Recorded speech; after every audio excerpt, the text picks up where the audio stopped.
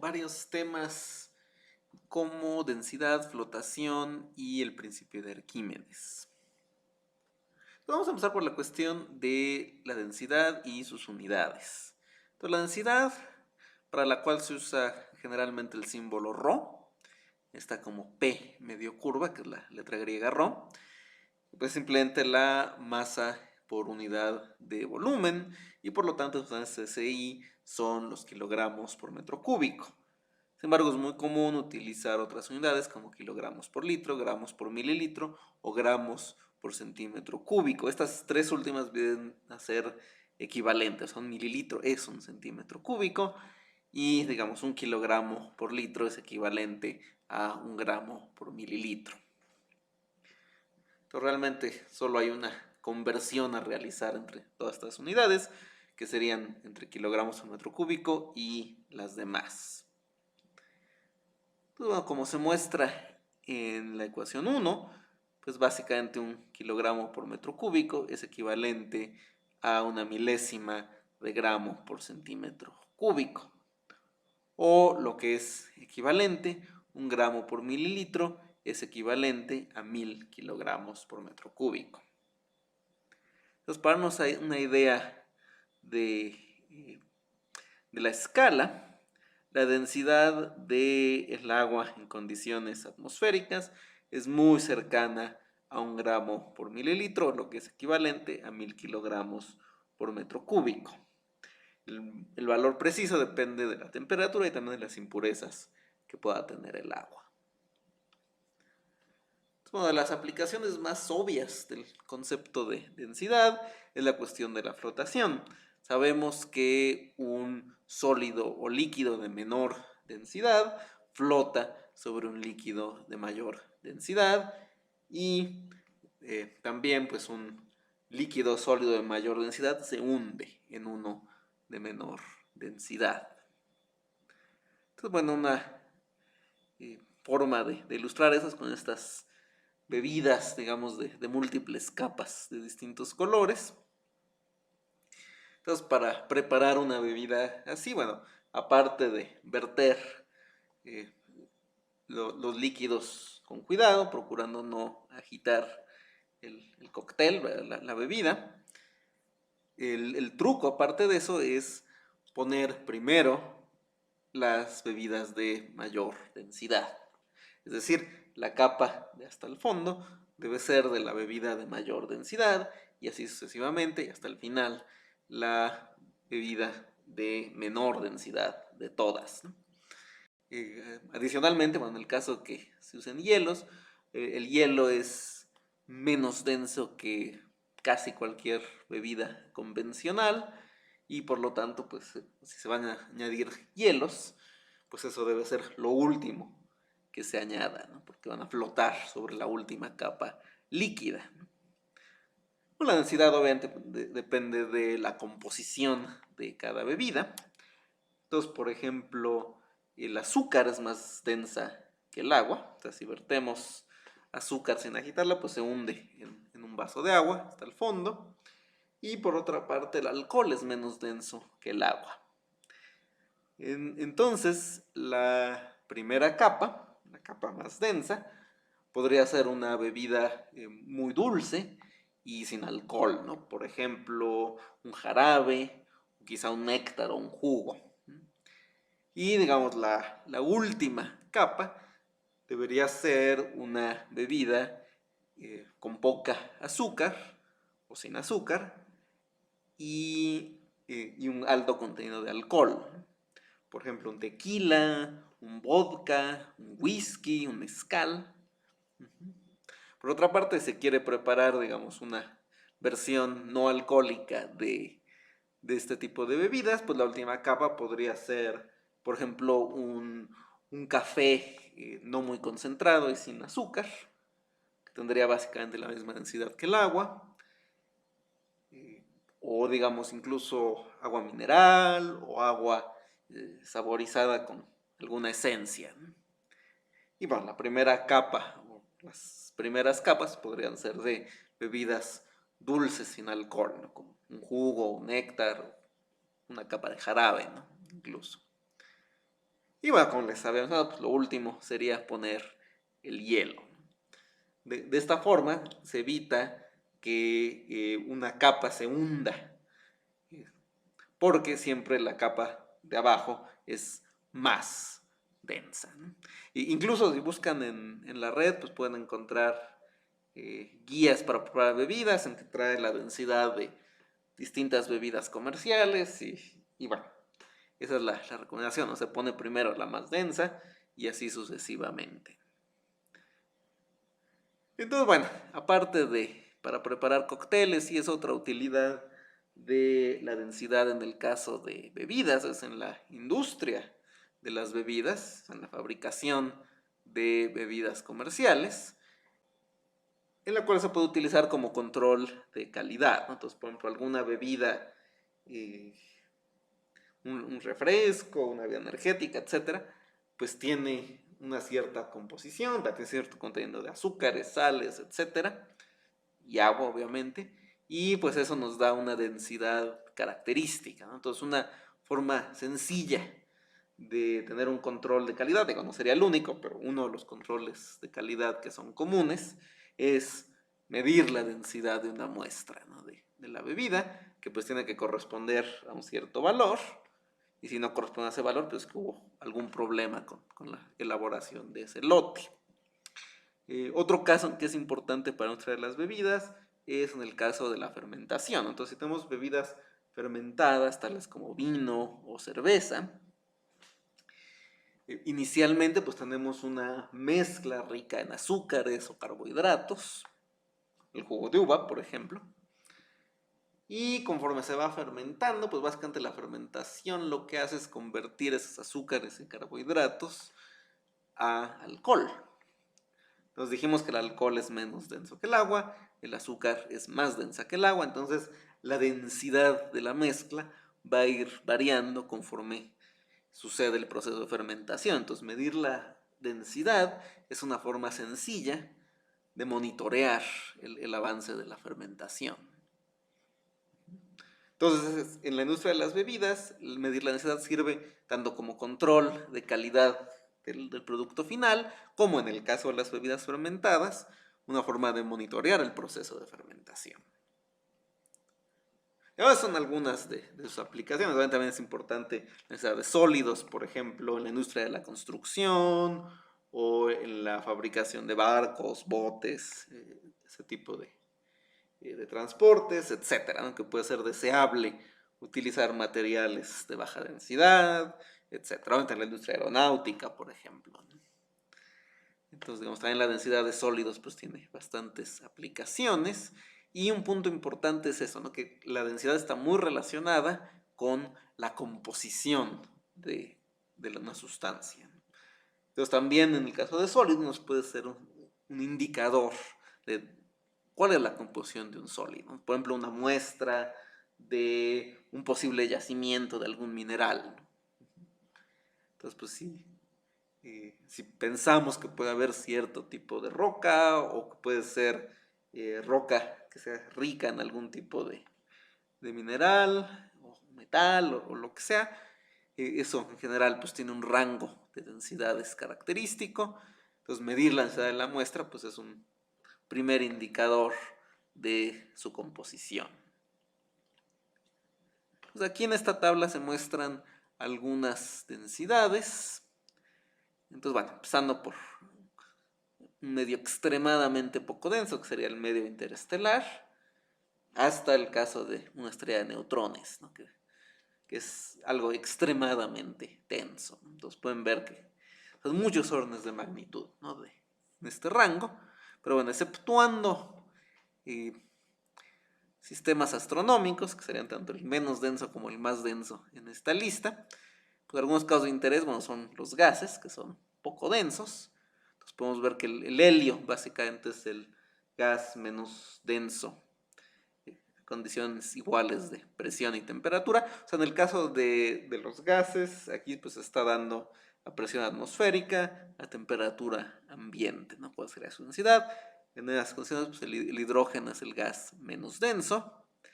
El helio es más denso, pero aún así considerablemente menos denso que el aire. Entonces, básicamente esto es la razón por la que los globos de helio flotan, vaya, suben, porque el helio es considerablemente menos denso que el aire.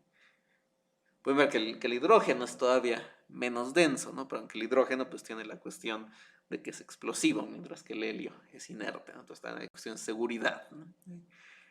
Otro caso interesante aquí es el litio, que sería el más ligero de los metales. Noten que es menos denso que el agua, ¿no? Entonces hay un metal que es menos denso que el agua, cosa que no es tan obvio quizá. Y bueno, aquí les había comentado un poco que el agua es de una densidad muy cercana a 1 gramo por mililitro y que el valor preciso pues depende de las impurezas y de la temperatura. Entonces agua pura a 4 grados centígrados tiene esta densidad y básicamente es la máxima densidad que alcanza el agua, ¿no? Entonces pueden ver que a esta temperatura es prácticamente 1 gramo por mililitro, lo que es equivalente 1000 kilogramos por metro cúbico.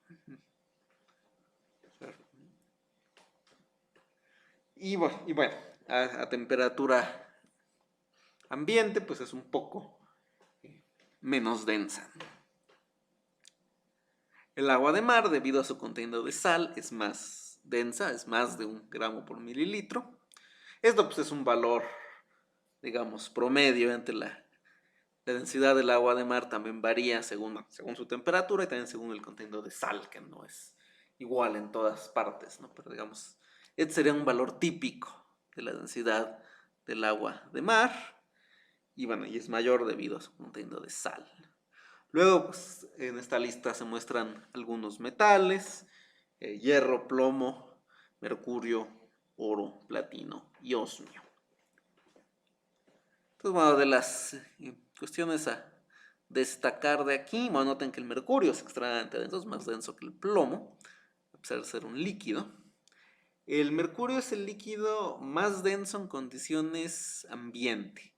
O sea, en otras palabras, a presión atmosférica y cerca de temperatura ambiente, no hay ningún líquido más denso que el mercurio, ¿no? O sea, es más de 13 veces más denso que el agua, ¿no? A su vez el agua es un líquido relativamente denso, no es más denso que los aceites, por ejemplo.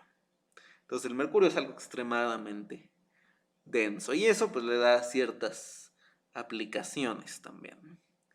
Noten que los metales preciosos son muy densos, el oro es casi el doble de denso que el plomo y el platino es todavía más denso que el oro. El osmio, que sería el, el último metal de la lista, es la sustancia más densa en condiciones atmosféricas. O sea, presión y temperatura ambientes, no hay ninguna sustancia más densa que el osmio. O sea, el mercurio sería el líquido más denso y el osmio sería la sustancia más densa a presión atmosférica y cerca de temperatura ambiente. Obviamente, pues no se compara con la densidad en condiciones astronómicas extremas, como en el caso de una estrella de neutrones. Por eso enfatizo es en condiciones ambiente. Y bueno, pues también todo esto está relacionado con sus aplicaciones, etcétera. Ok, entonces pasando un poquito a lo del principio de Arquímedes. O sea, ya dijimos un poquito esto de que pues sustancias menos densas flotan en sustancias más densas. Y digamos, el principio de Arquímedes nos explica por qué nos permite cuantificar el efecto y también tiene aplicaciones más allá de la flotación. Entonces, bueno, si ponemos una sustancia en un líquido o en un gas, como en el caso del globo de helio en el aire, hay una fuerza de flotación o fuerza boyante que actúa sobre ese objeto, sobre ese cuerpo, actúa sobre el centro de gravedad y actúa en dirección hacia arriba. Entonces, el principio de Arquímedes nos permite determinar la magnitud de esa fuerza.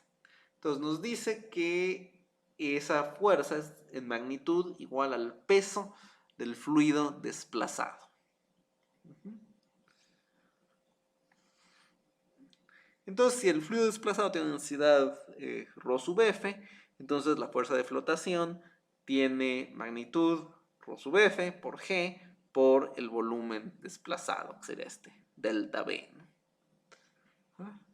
Entonces, un ejemplo sencillo de cómo aplicar el principio de Arquímedes es en el caso en que la única otra fuerza actuando sea el peso del cuerpo sumergido. Entonces, nada más hay dos fuerzas actuando sobre este cuerpo, que serían la fuerza de flotación y su propio peso. Y vamos a suponer que tenemos equilibrio mecánico, es decir, que la fuerza neta es de cero. Entonces, la fuerza de flotación que actúa hacia arriba menos el peso que actúa hacia abajo es igual a cero. En otras palabras, son iguales en magnitud. Entonces, si hacemos ahí un despeje y cancelamos g, noten que la magnitud de la aceleración de la gravedad no afecta el resultado.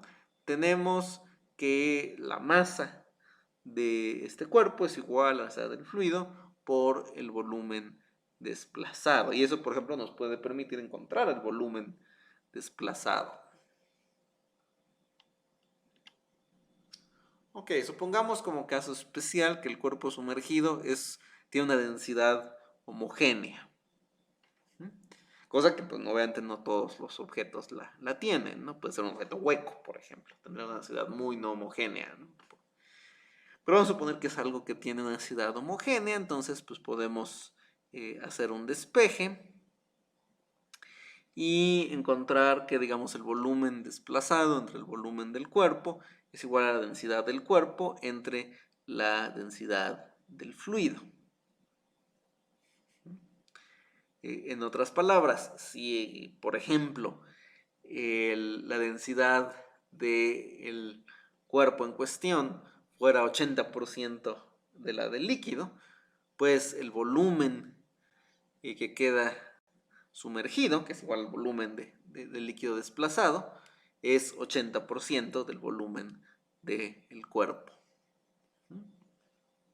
Entonces, por ejemplo, pues eso nos permite determinar, si ponemos un cubo de hielo en un vaso de agua, qué porcentaje queda abajo del nivel del agua, o un iceberg, ¿no?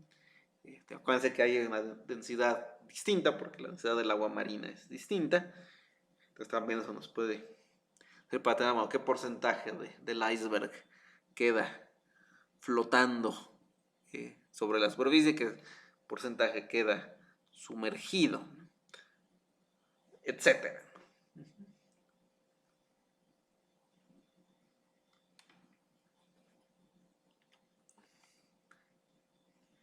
Entonces, bueno, otra aplicación del principio de Arquímedes es medir la densidad de un sólido. Esto puede ser particularmente útil si el sólido tiene una forma irregular, ¿no? Si el sólido es un cubo, pues es relativamente fácil calcular su volumen, pesarlo y en base a eso determinar su densidad, ¿no? Pero si es un cuerpo con una forma muy complicada o muy irregular, puede no ser tan sencillo. Entonces, el primer Arquímedes nos puede permitir determinar la densidad promedio de algún sólido. Entonces, vamos a suponer que vamos a medir, o que podemos medir, dos fuerzas: el peso real y el peso aparente, es decir, la fuerza neta que actúa sobre un cuerpo estando sumergido. Entonces, aquí, digamos, se ilustra con una balanza. Y bueno, aquí lo que se muestra es lo que cuenta la leyenda que hizo Arquímedes, que utilizó, digamos, el principio de Arquímedes para medir si la corona del rey realmente era de oro o no. Y recuerden que el oro es muy denso, ¿no? Dijimos que era casi el doble de denso que el plomo. Entonces, pues tiene una densidad característica. Y bueno, pues obviamente no le iban a dar permiso de cortar la corona o hacer algo que pudiera dañarla.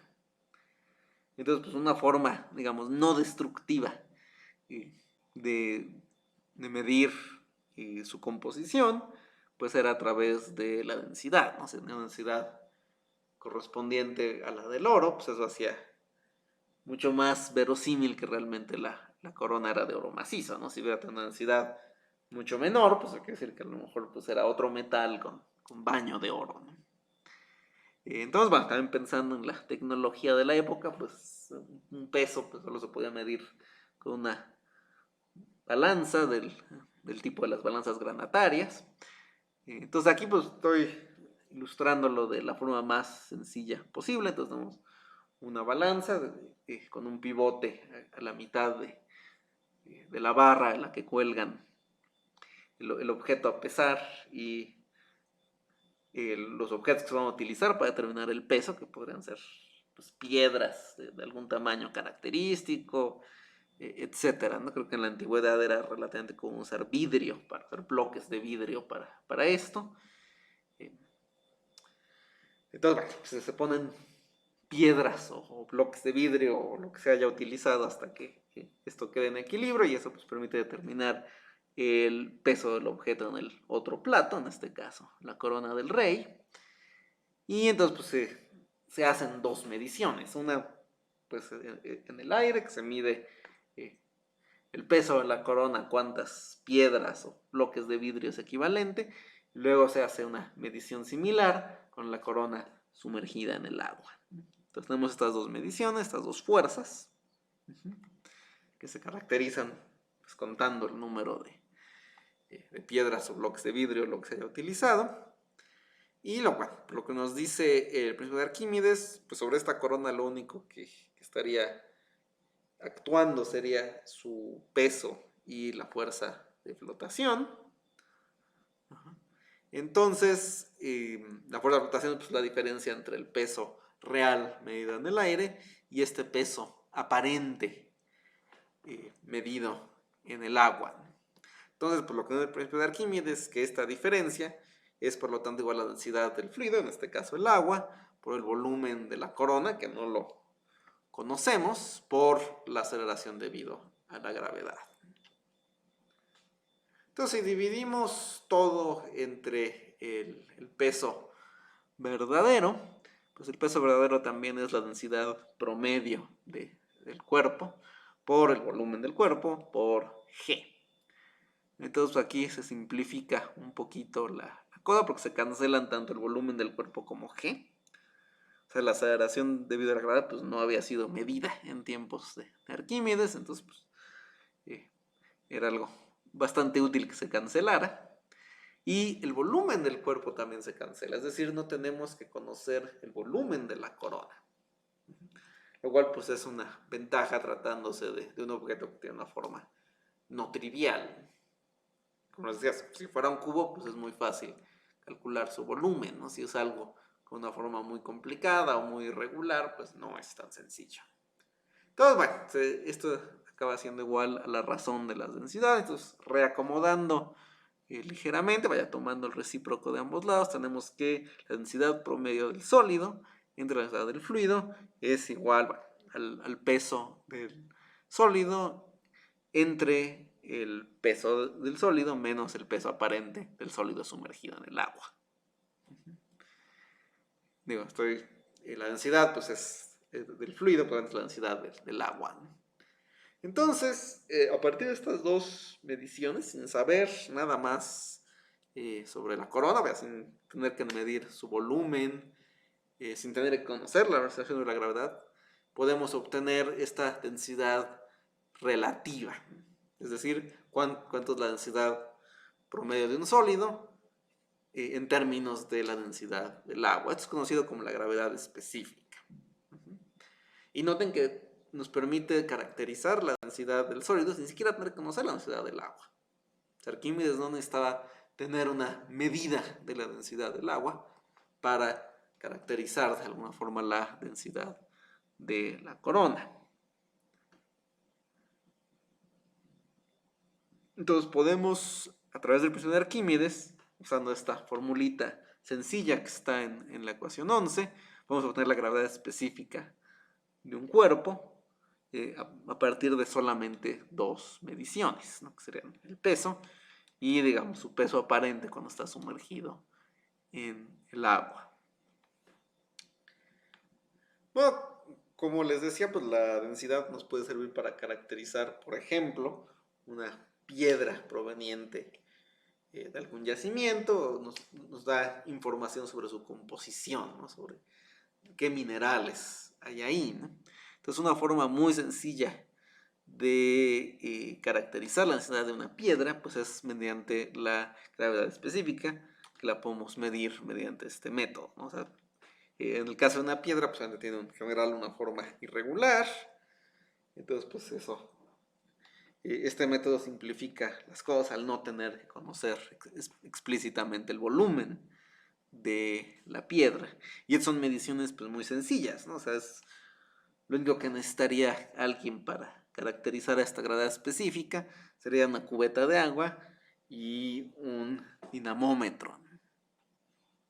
Se toman dos lecturas, vaya una con la piedra colgando el dinamómetro en el aire y otra con la piedra sumergida en el agua, y de ahí se podría sacar la gravedad específica y tener cierta información sobre la composición de esa piedra, ¿no? También tiene la utilidad que, como esto nos mide la densidad promedio de todo el sólido, pues nos dice algo sobre la composición de todo el objeto, ¿no? Mientras que otras mediciones, pues a lo mejor nos darían información básicamente sobre la superficie. Otras observaciones, pues nos dirían a lo mejor cómo es la superficie de la piedra, pero no necesariamente nos da una información promedio de todo su contenido. Entonces, son las razones por las que existe o se mide la gravedad específica, y hay tablas de gravedad específica de distintos materiales, etc., ¿no? Otra utilidad de la gravedad específica es en el caso de soluciones. Por ejemplo, en el caso de soluciones acuosas, pues tiene la utilidad de que una gravedad específica de 1 sería el agua pura, y conforme se le agrega algún soluto, pues va variando, ¿no? Va normalmente incrementando, ¿no? Entonces, pues es una medida de la densidad que tiene una relación muy clara con la composición o con la concentración de algún soluto, ¿no? Si la concentración es 0, entonces la gravedad específica es 1. Entonces también lo hace una medida práctica para ciertos fines, ¿no?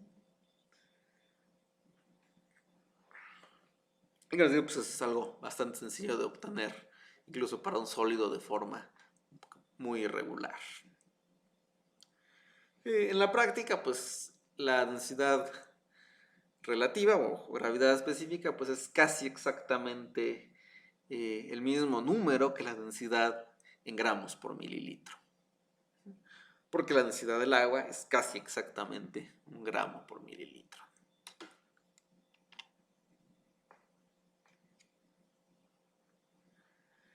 Entonces, bueno, pues eso es de las aplicaciones del principio de Arquímedes. Y obviamente pues es importante para cuestiones con la elaboración o la fabricación de barcos, botes, ese tipo de cosas, submarinos, etcétera, ¿no? O sea, que se tiene que tomar en cuenta la fuerza de flotación, y es muy importante pues no solo que el barco no se hunda, sino poder determinar hasta dónde va a llegar el agua en condiciones normales, ese tipo de cuestiones. Obviamente un barco pues es un objeto que no tiene una densidad homogénea, ¿no? O sea, los barcos modernos tienen bastante de acero y aluminio y demás, ¿no? Pero como pues se mantienen a flote porque tienen compartimentos sellados en los que no hay más que aire, ¿no? Entonces esos compartimentos aumentan el volumen desplazado de agua sin realmente afectar el peso. Entonces, pues aumentan por lo tanto la fuerza de flotación sin realmente incrementar el peso, entonces lo que permite que el barco flote a pesar de contener materiales más densos que el agua, como lo son el aluminio, el acero, etc. Entonces, es un principio muy importante para la construcción de barcos y, bueno, determinar cuál es la carga máxima que puede llevar de manera segura un barco, etcétera. Obviamente, pues eso es a su vez crítico para barcos de de carga, ¿no? Transportan contenedores, que pues es lo que transporta la mayor parte del comercio mundial, ¿no? O sea, la mayor parte del mundial pues es por barco. Entonces pues es algo con bastantes aplicaciones prácticas, pero una fórmula bastante sencilla en realidad.